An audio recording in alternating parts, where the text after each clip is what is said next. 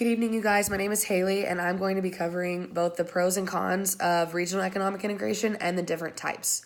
So, Kaylee spoke earlier about the benefits of global economic integration as a whole, and now I'm going to be taking it to the regional level. Now, the benefits of both of these types of integration are very similar.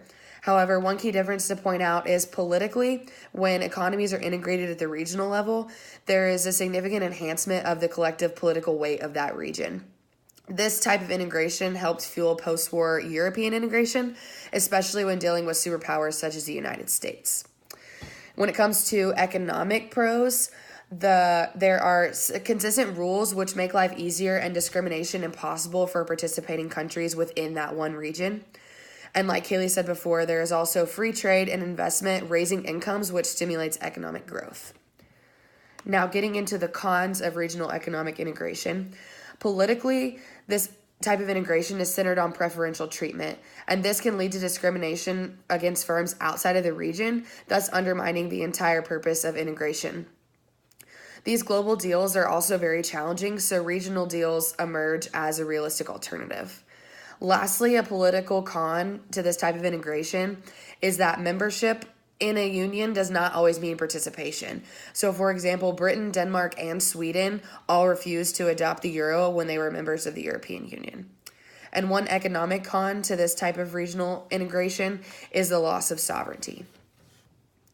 Now we'll be moving on to the 5 different types of regional economic integration. So as you can see from the graphic in the textbook here, there are 5 different types, and they all are set up in a stair-step manner. What that means is that each preceding level has all of the benefits plus more than what is behind it. So starting out, we have the free trade arena, and this is a group of countries that remove trade barriers amongst themselves. One example of this would be the Eurasian Union that was created in 2014. Moving on up the ladder, we then have a customs union, which again has all of the benefits of a free trade arena. However, they also impose common external policies on non-participants. Next, we have a common market, which in addition to the benefits of a free trade arena and a customs union, also permits the free movement of goods, people, and capital. Next, you have an economic union.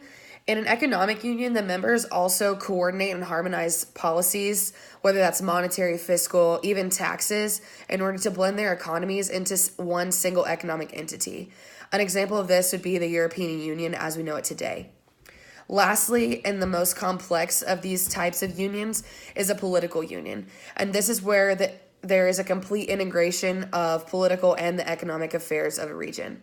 So one example of this would be the US today, and another example of this would be the former Soviet Union. So as you can see, starting from the bottom and going all the way to the top of the 5 types of economic unions, they each get more complex, and they all have different benefits as you go and get further developed. So with that being said, I'm going to pass it on to my next teammate.